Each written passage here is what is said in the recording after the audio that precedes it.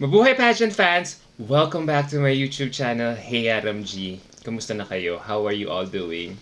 Who here hasn't slept today? Well, ako, I did, but only for 2 hours as I watched the Miss Universe preliminary and national costume competition earlier today. And so, it's finally time for me to review my final top 16 picks for Miss Universe.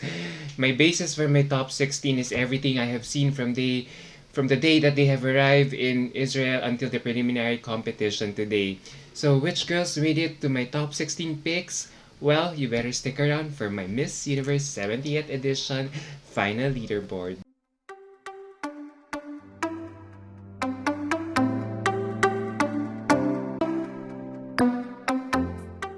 So before I reveal my top 16 picks, I want to share my thoughts about how I feel the judges will choose this year's winner.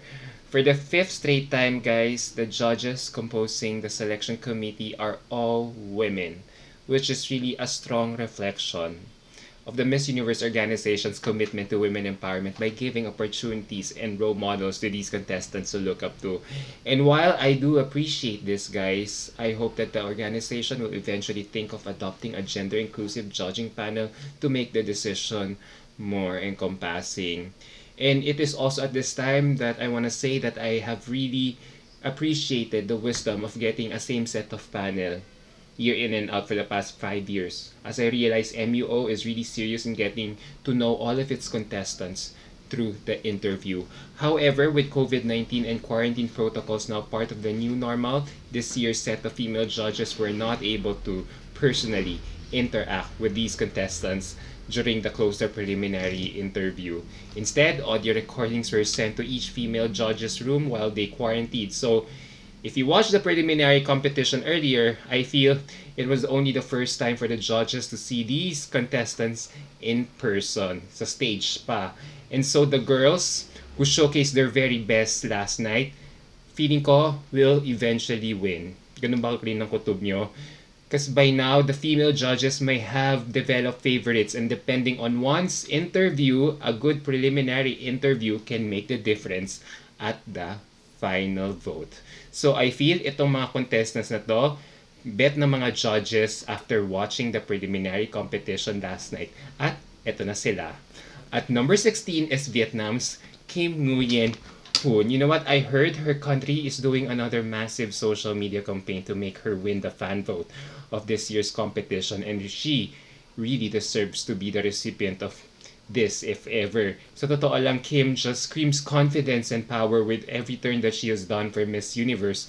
Her walk here was very fun and flirty during her swimsuit turn, and she channeled her inner Stefania Gutierrez when in that sheer through gown with that straight hair styling. So for me, Kim has just so much personality and has done more than enough to win the fan vote this year. At number 15 is Panama's Brenda Smith Lizama. You know what? I just love how Brenda radiates with so much energy when she performs on stage. She just also screams confidence and power that's really making me like her so much. But I absolutely love her more with her evening gown turn, with that yellow colored gown, who I with which I feel she perfectly styled herself with that sexy catwalk. Sa totoo lang, there is nothing wrong with anything about her, to be honest, but I feel with more Latina candidates who are stronger than her last night, I am still wishing deep inside that we get to see her speak more in the finals, because I know she could really slay interviews given her journalism. At number 14 is South Africa's Leena M Swane. You know what? For someone who has been pressured to back out of her competition, I think South Africa has done enough justification why she deserves to be at least in the top 16. She is charming, eloquent, and full of personality talaga. I also love how she adopted the pageant's green agenda theme in her outfits by proudly wearing recycled outfits in the competition. Now, that's really one brave girl to admire. However, as the competition wore on, I feel Lelela is quite fizzling out.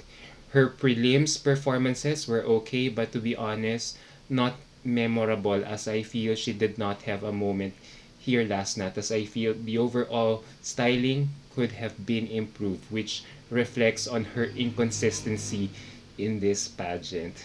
So I would love for her to wear her hair down for both rounds to look more current in that beautiful Ezra Couture Dubai gown. But I know interviews are her strong forte, so I am still not counting her out. And number 13 on my list is Venezuela's Luisette Matera. And you know what? Venezuela just acts like a pro on stage. You can feel that she is really in it to win it, and you can really see her fire in intensity when she performs on stage.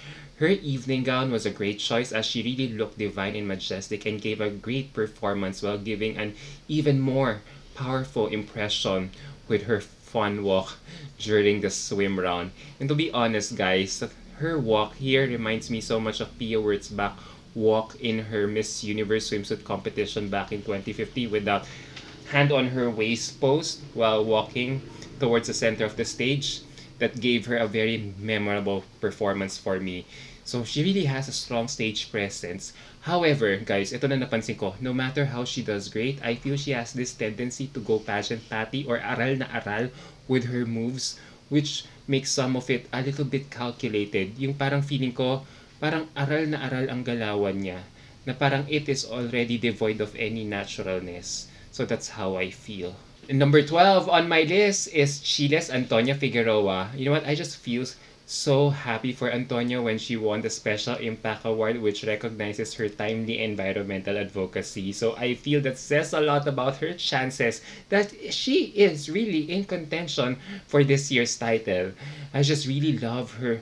Now, when she performed last night, I just really love her swimsuit turn. It was fun and sassy, and I feel she chose the right swimsuit design for herself. However, when it came to her prelims gown, I thought, I was just a little bit underwhelmed. I hope she would be able to switch to a better gown design during finals night, so that for her to have more impact. And I also hope that she could deliver more impactful answers during interviews, because I do understand that English isn't her first language, just so she could talk more about her advocacy eloquently. Kasi alam niyo yon, when she received her Impact Award last night and she was asked to, to deliver a message, to give a very short speech after receiving the award, she lacked impact when she was trying to expound more of her environmental advocacy. So sayang, kasi she is really brimming with potential. And now we go to my number 11 spot, and I'm giving it to Thailand's Anchili Scott Chemist. You know what? I feel this girl really let me down last night. Yeah. I feel like Anchili already gave up with her candidacy last night.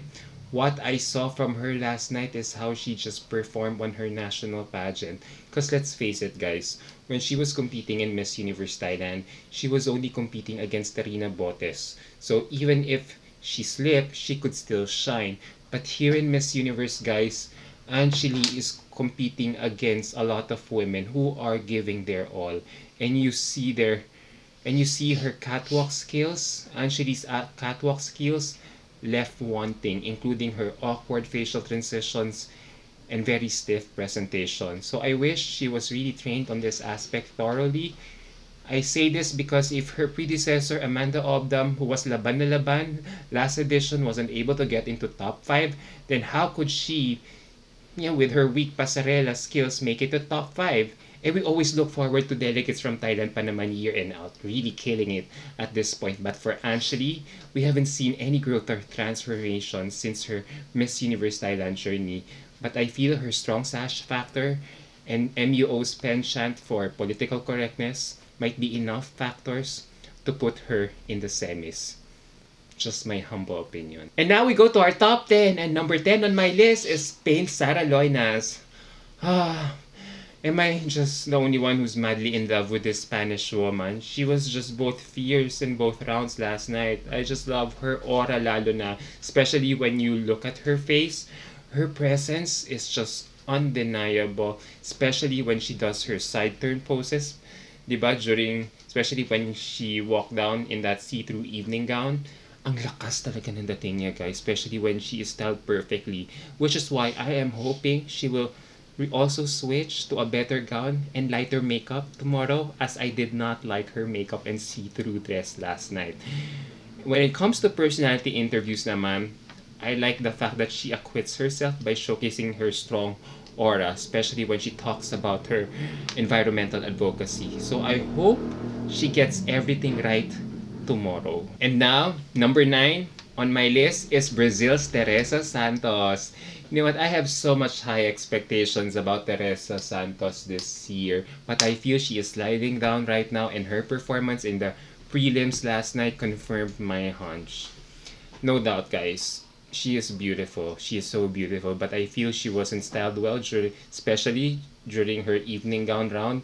For some reason, for me, she had an underwhelming face in her presentation because of that parang tired face, pagod na mukha, which she hasn't successfully tried to fix since she arrived in Israel. And similar to what happened with her predecessors like Julia Horta, who were really killing it in pre-pageant activities, I feel underwhelmed by her performance, that I was expecting for more last night.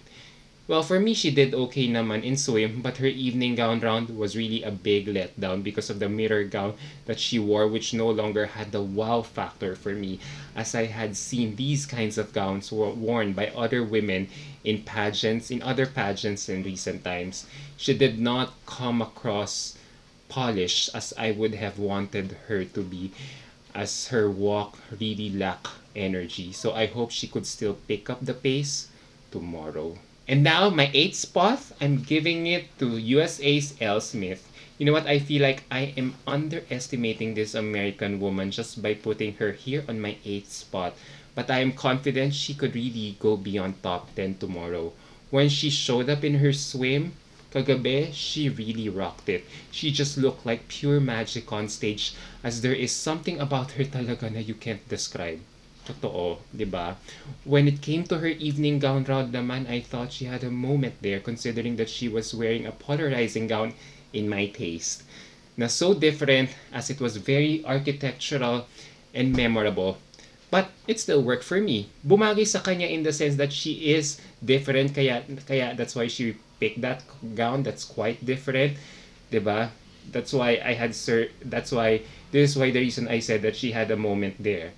Now, is it enough to get her to top 5 and win Miss Universe? I still think she has to render a Miss Universe worthy type of performance to seal the deal. Kasi her performance, in my humble opinion last night, was just Miss USA level worthy. So if she wants to get to top 5, then she has to exert more effort, since this is Miss Universe, and as we all know, USA and Miss Universe have different criteria. I feel the pasarela skills is not a big deal in Miss USA, unlike in Miss Universe, wherein a girl's pasarela skills is given much weight.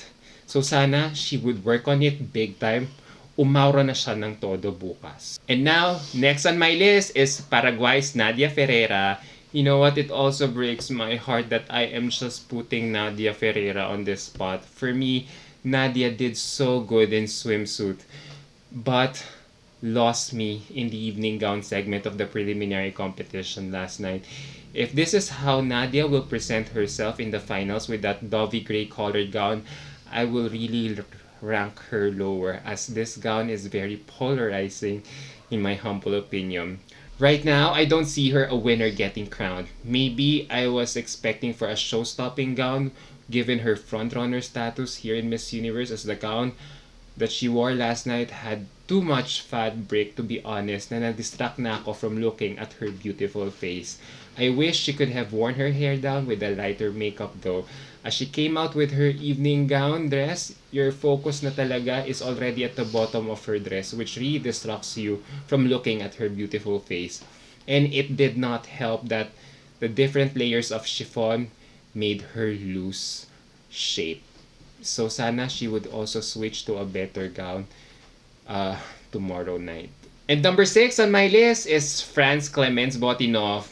What a beautiful comeback this woman has staged in the preliminary competition last night, as she finally resurfaced from her COVID-19 quarantine after testing positive 2 days after arriving in Israel last week. Have you seen her swimsuit turn last night, guys? She really killed it. Her walk was confident, fun, and sexy.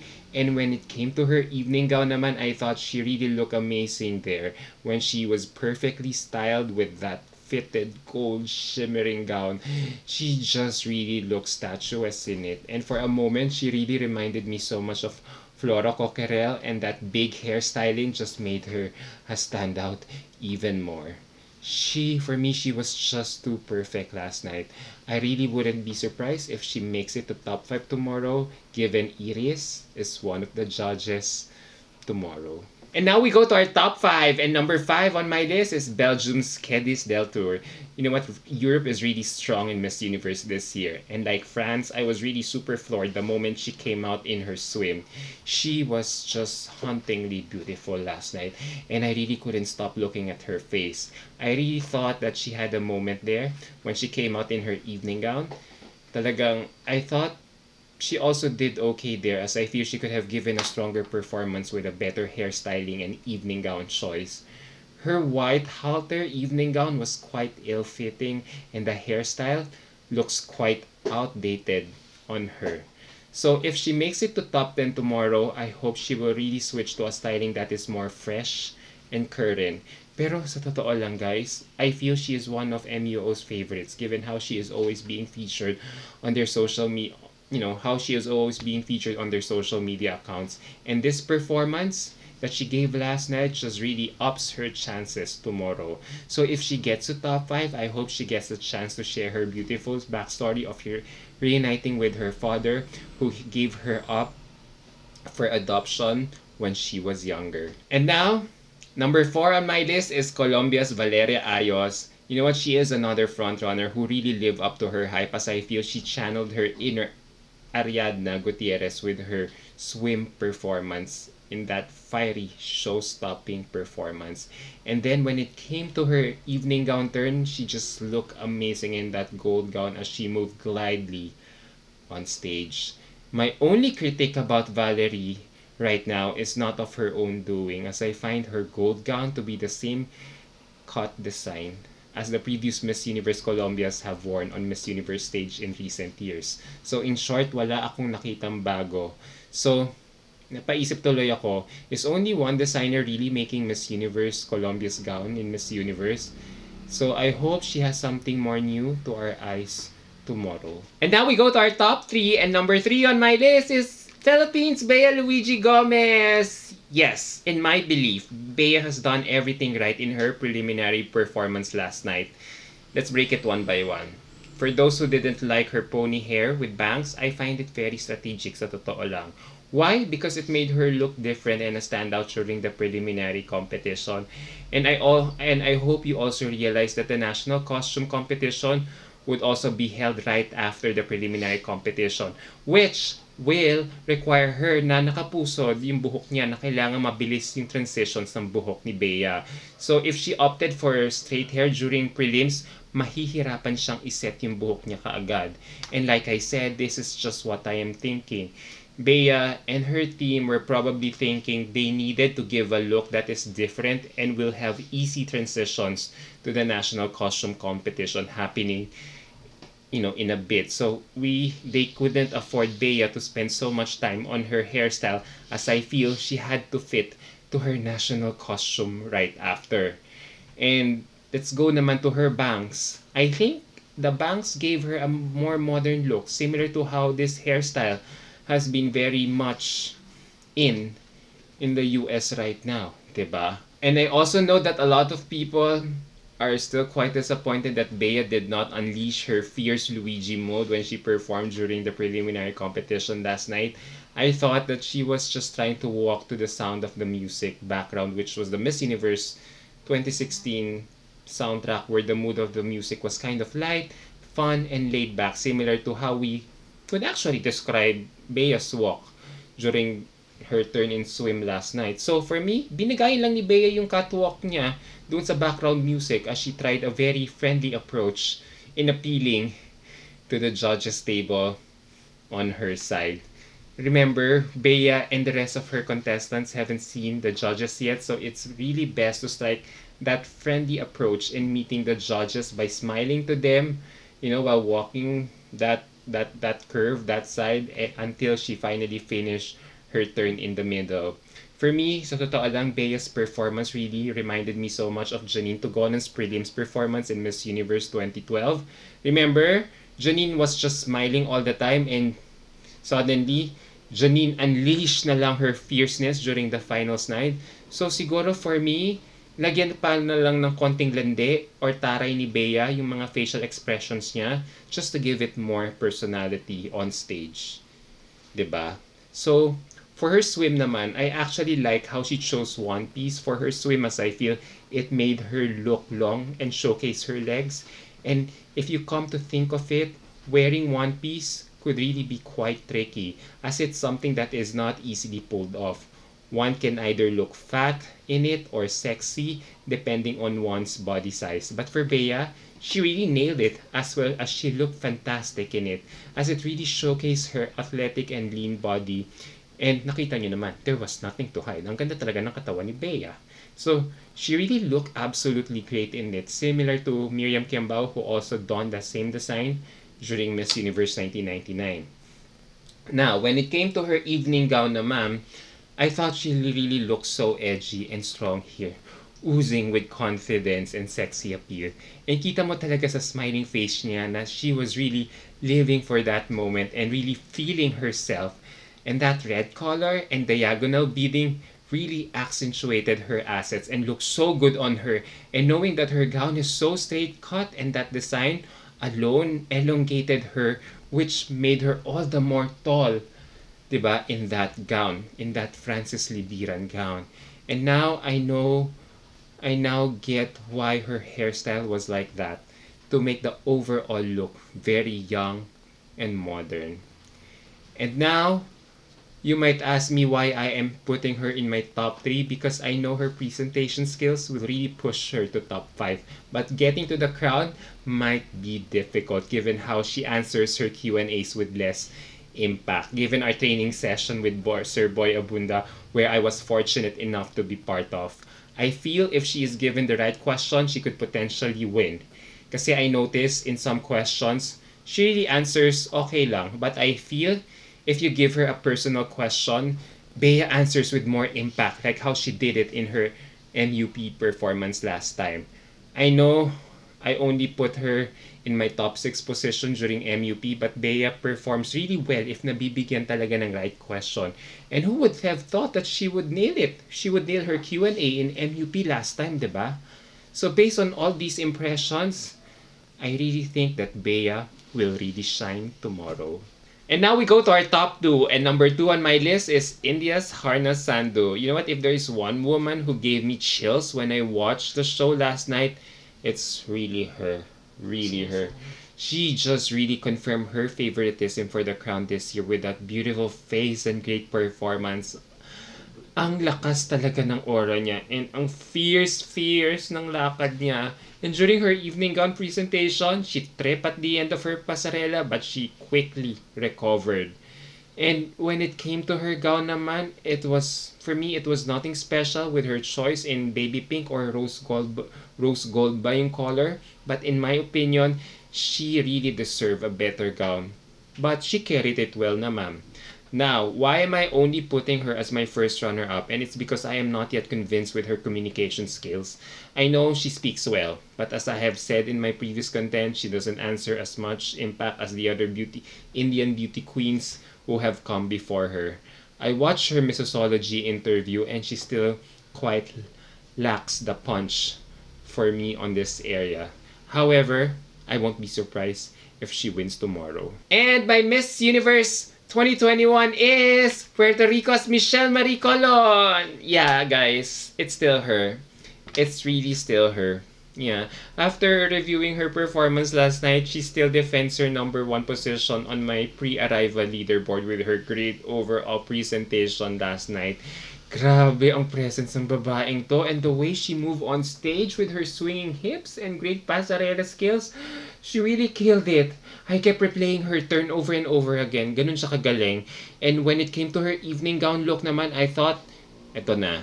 It was quite polarizing for some pageant fans, but it worked for me as she really donned a very 80s couture gown. Kasi it really screams Miss Universe, and her walk there on that moment, during that moment, was very playful. The lavender gown, the lavender color made her all the more stand out and even memorable. Now, having said this, kinakabahan ako for her chances in the finals tomorrow. Sa totoo lang, when it comes to this aspect of the competition, because I noticed this country has been very experimental when it comes to choosing their evening gowns. Kagabi, she wore an 80s lavender purple. Last edition, her predecessor Estefania wore a green pleated dress and a polarizing white tussle gown for the finals. Tomorrow, I am confident that Michelle will easily breeze through top 10 because of her great pasarela skills. And I hope though that she picks a great gown that will make the judges like or fall in love with it unanimously, unlike what happened with Estefania's white tussle gown last edition, which was quite polarizing to many fans. So if she pulls out a similar experimental gown tomorrow, baka she might lose. So maybe she could choose a typical pageant gown, which will really up her chances. Diba? When it comes to communication skills naman, wala tayong problema because, I will no longer talk about it as she is really a killer in this round. She is really a gifted speaker, and I know she really can slay any question that will be given of her. So lang guys, actually I have been debating between her and India for this year's title, but finally I decided to go with Puerto Rico this year again because of, of the country's strong showmanship in Miss Universe the past few years. Panahon pa lang ni Catriona, umaangat ng Puerto Rico. And during Catriona's time, 'di ba, naalala nyo, Puerto Rico made it to top 5. The year after, they almost won. Last edition, they made it to top 10. And with Michelle in everyone's list right now, there is really a strong possibility that she could really be it. 'Di ba? And I just liken her situation to how our country, the Philippines, France, or even Thailand, has been placing as runner-ups and finalists before finally winning the crown. So in Puerto Rico's case, we just might see that finally come into fruition tomorrow. So there you go, guys. What do you think about my Miss Universe 2021 final leaderboard? Does it match yours? What do you think of my top 5, guys? Strong lineup ba? Masyado bang malakas o hindi? As I do this vlog right now, I'm thinking pa nga even USA, who I'm only ranking 8th in my leaderboard, could also be a big possibility on top 5 tomorrow. Kasi ang daming malalakas talaga this year. 'Di ba? Alright guys, let me know your thoughts down below about my leaderboard. See you on my next video. Bye!